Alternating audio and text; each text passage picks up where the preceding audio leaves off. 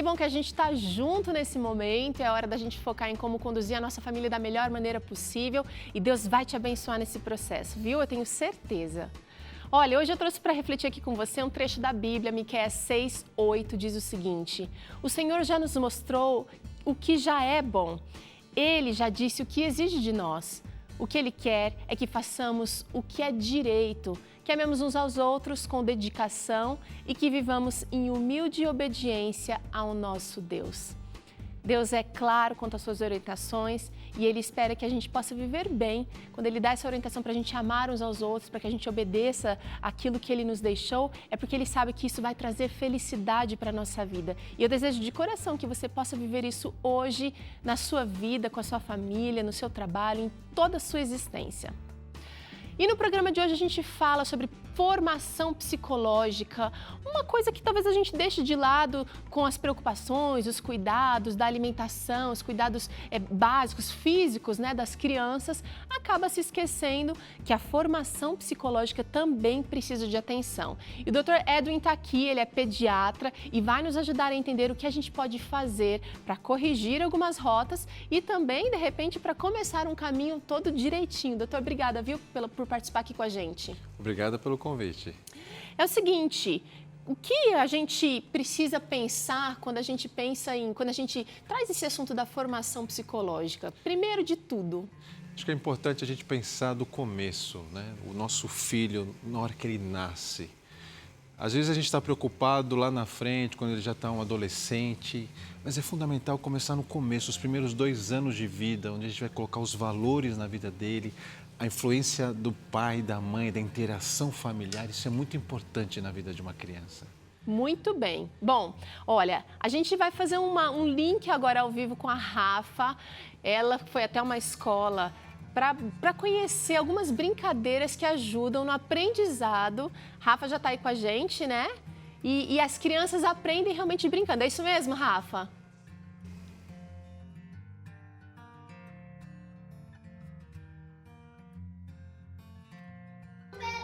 Oi, Teru, é isso mesmo. Hoje eu vim até o Colégio Adventista de Jacareí conhecer algumas brincadeiras que ajudam no desenvolvimento da criançada.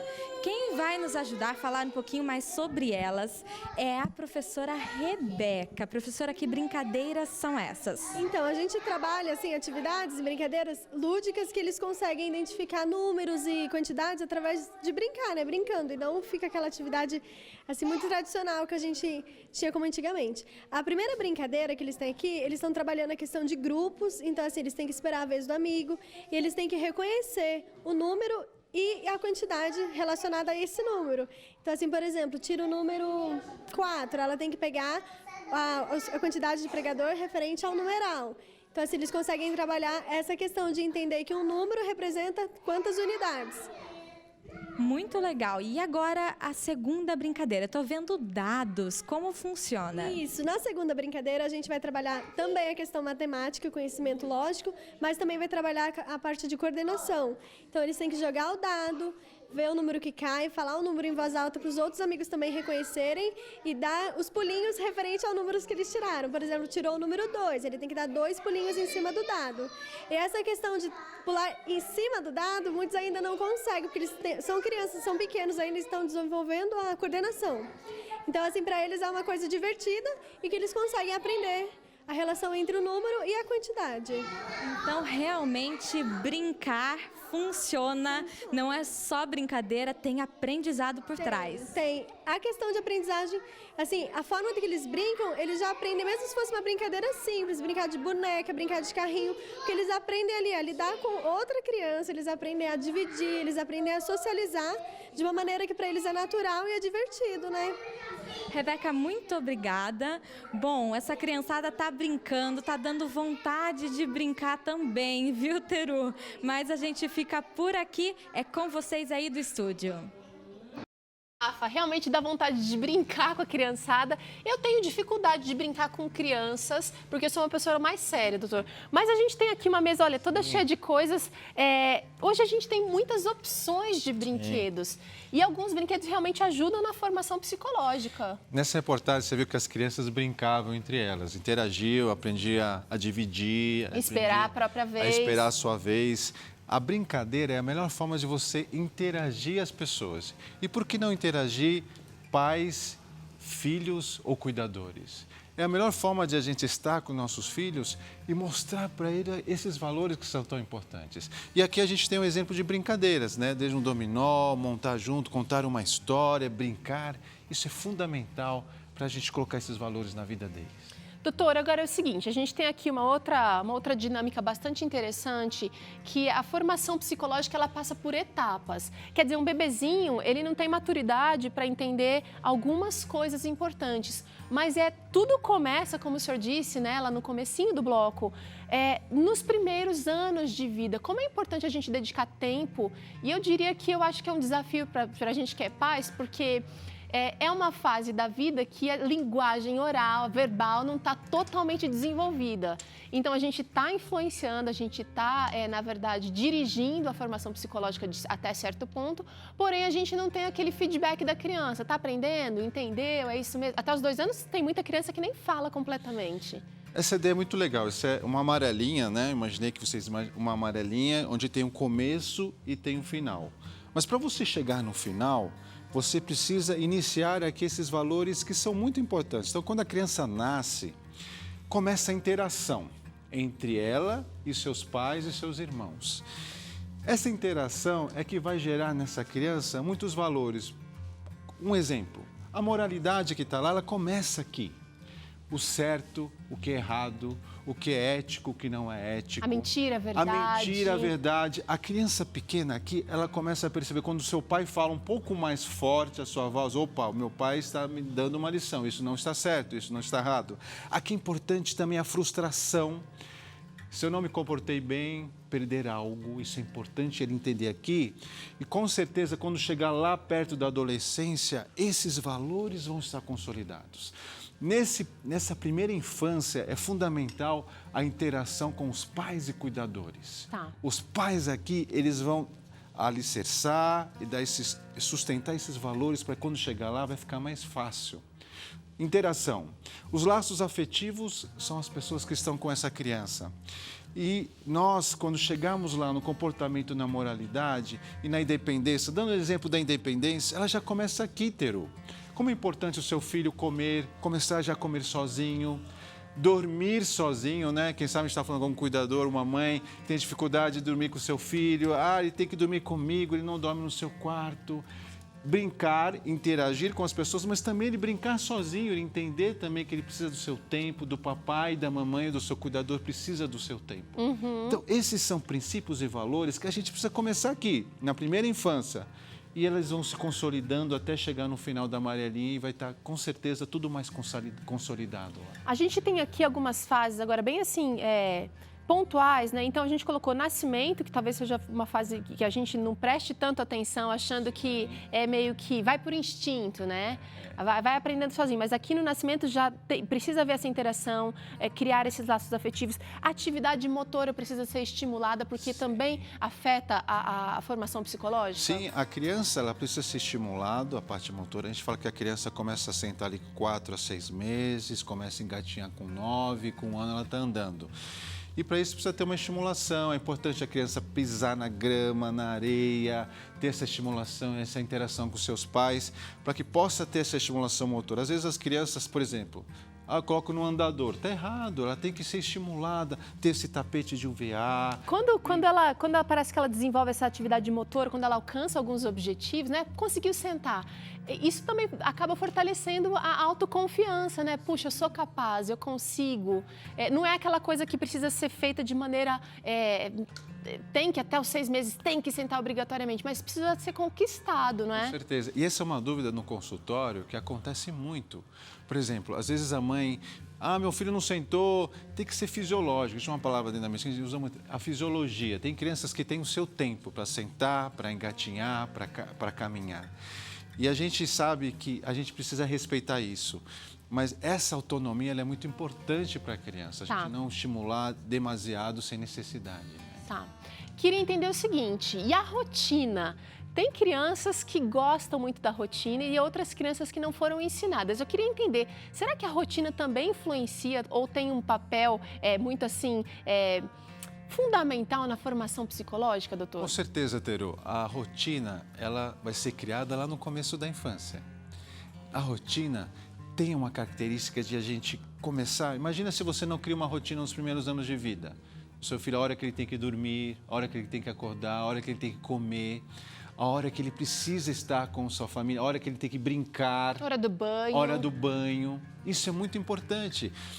A rotina sendo criada aqui, não tenho dúvidas que a rotina, quando ele chegar aos 10 anos, aos 12 ou 14 anos, vai ser muito mais fácil você controlar essa rotina do seu filho. E você não vai ter trabalho aqui. Tá. Às vezes, quando a gente conversa com as mães dentro do consultório, a gente percebe que as pessoas estão gastando muito tempo no final da amarelinha aqui. Então, eu quero criar uma rotina com meu filho com 10 anos, eu quero que ele tenha alguns valores com 10, 14 anos, aí vai o terapeuta, quero que ele se comporte de outra maneira. Mas esquece que é aqui. É aqui, nessa primeira infância, que é importante ele aprender as rotinas e, com certeza, quando chegar lá, não vai ter dificuldade. Tá.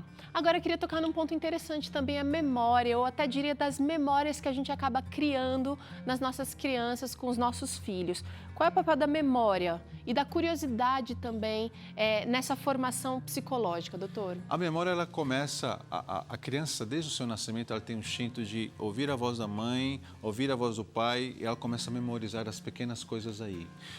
O instinto do contato, do cheiro, a memorização vem vindo desde aí. Certo. E você vai exercitando a memória. Então, ela começa a enxergar melhor, ela começa a visualizar os setores, os lugares, a casa dela, memorizar a música, o sensorial. Tudo isso é muito importante para a memória da criança. Isso vai gerando recordações para que ela possa chegar na fase de maioridade ou quando um adolescente, para que ela possa ter essas memórias. A curiosidade é muito importante. Ela começa a curiosidade ali depois dos 2, 3 anos, ela fica curiosa, é uma idade do porquê, né? Por que, papai? Por que isso? Por que aquilo? E é uma fase tão legal que você começa a explicar e ela pergunta o porquê disso, mas você faz uma resposta, ela explica o porquê dessa resposta.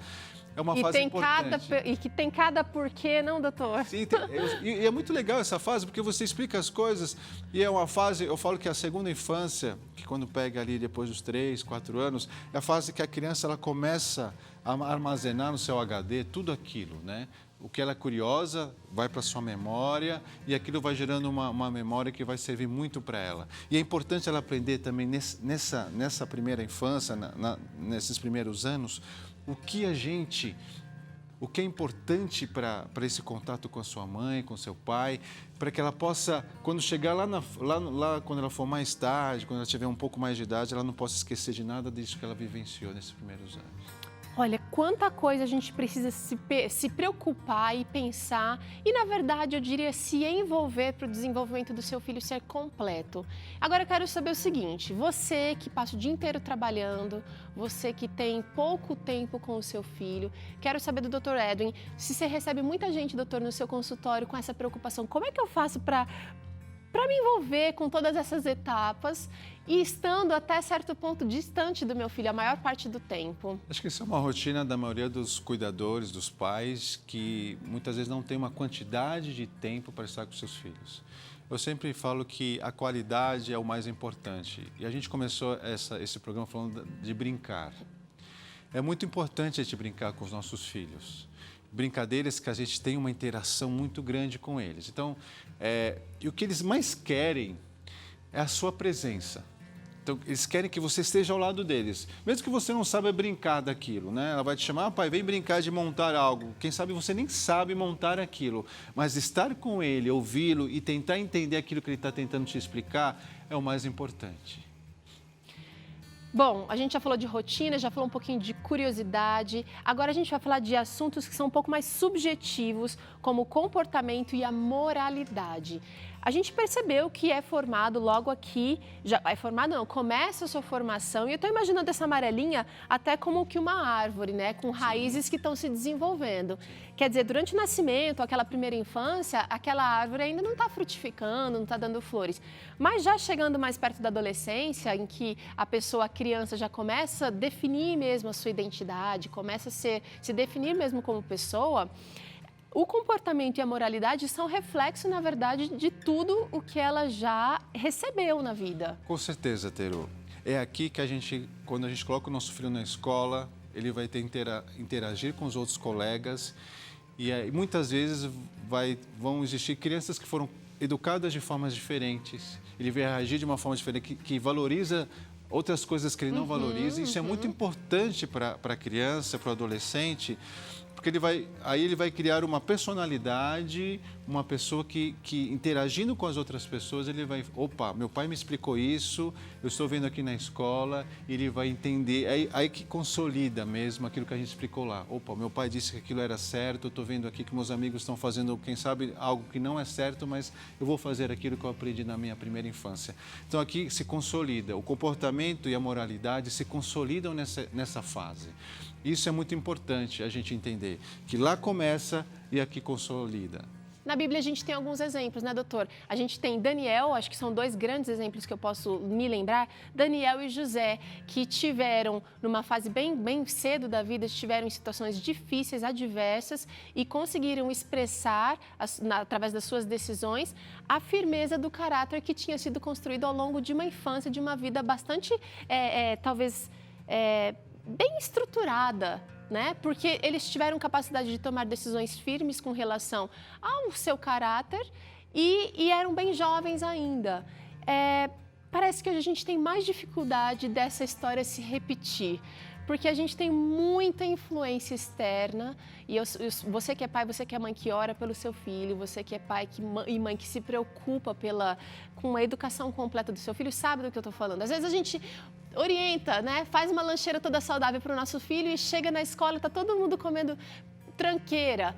É difícil a gente ensinar os filhos e esperar que eles se posicionem da maneira correta quando não estão com os pais por perto. Mas é muito importante esse contato, Teru. Ele entender o que ele aprendeu na casa dele e agora o contato na escola, na faculdade. Isso é muito importante para a criança, porque ela vai gerar aí, ela está criando a sua personalidade e o seu caráter.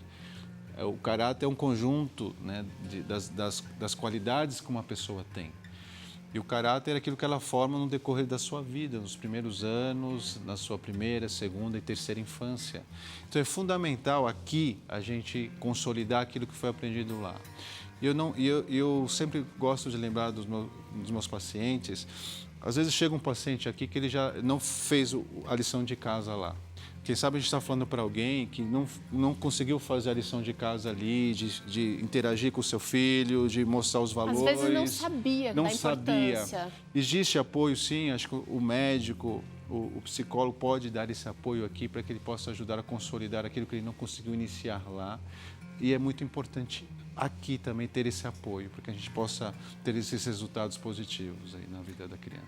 No fundo, doutor, o que eu sinto é que a gente quer que os nossos filhos sejam felizes e independentes, porque a gente não cria os nossos filhos para ficarem no ninho para sempre. E você precisa ter essa consciência aí. Então, a frustração faz parte, sim, do aprendizado dos voos, né? Dos voos longos. E cada fase, cada etapa disso aqui precisa acontecer. Mas em que idade, mais ou menos, a gente pode considerar que a criança já se tornou independente, doutor? Então, hoje, uma criança começa a independência lá e a gente vai chegando perto da adolescência, do juvenil adolescente, já como adolescente, a partir dos 10, 12 anos, né? Isso é importante a gente entender. A independência, ela é importante para a criança, muito importante. Hoje existem crianças que têm uma relação muito dependente dos pais.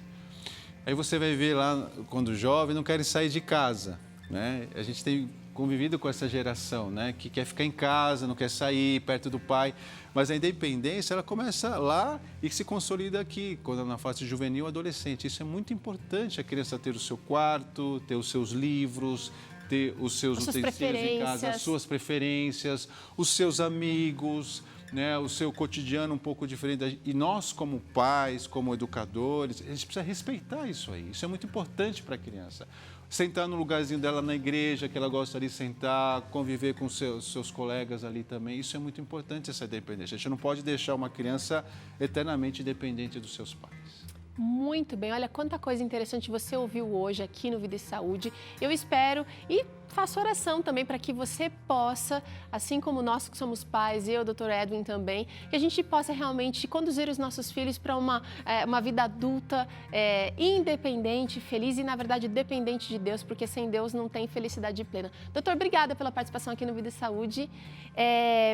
Eu queria que o senhor desse um recado final para os pais que estão ouvindo a gente, que já têm crianças mais velhas. Você disse que tem apoio de médico, apoio do psicólogo, com certeza isso ajuda muito.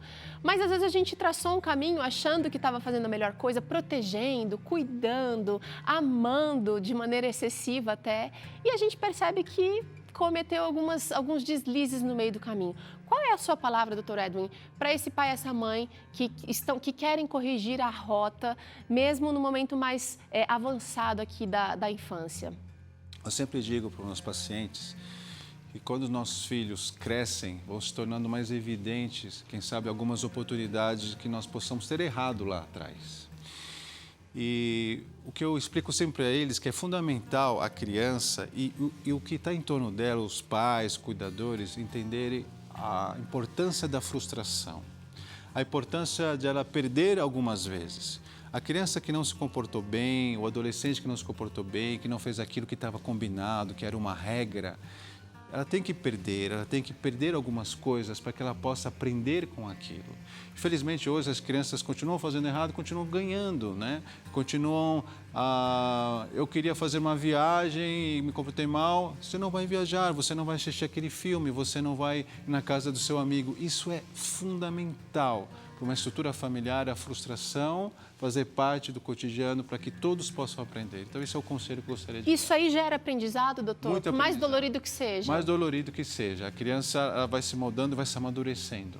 Vai entendendo como é que funciona a regra de responsabilidade e também de consequência, né? De assumir as consequências das suas ações. E quando chegar o seu chefe, quando tiver uns 20, 30 anos, e falar, olha, deram um feedback, né? Hoje é muito comum dentro das empresas você dar um feedback, chegar e falar, você não foi bem, você produziu bem. E a gente vê que as reações hoje são extremamente imaturas das pessoas, né? Não, mas como? Ele tem algo pessoal. A frustração, ela é importantíssima, desde o começo até essa final da amarelinha, porque a gente vai aprender a ser vai essa crescer, maturidade e crescer com certeza. com tudo isso. Obrigada, doutor, por suas palavras. Obrigada a você. E olha só, a gente vai continuando aqui com o programa Vida e Saúde. Dr. César Vasconcelos volta aqui com a gente no próximo bloco, falando da qualidade da vida afetiva na infância. Olha, é super importante esse assunto que continua. Faz um link aqui com tudo que a gente falou aqui no primeiro bloco. E ainda a gente recebe a chefe Rafa Rocha, que vai trazer uma receita deliciosa, sorvete de frutas vermelhas. Olha aí, que delícia! Sai daí não, a gente já volta.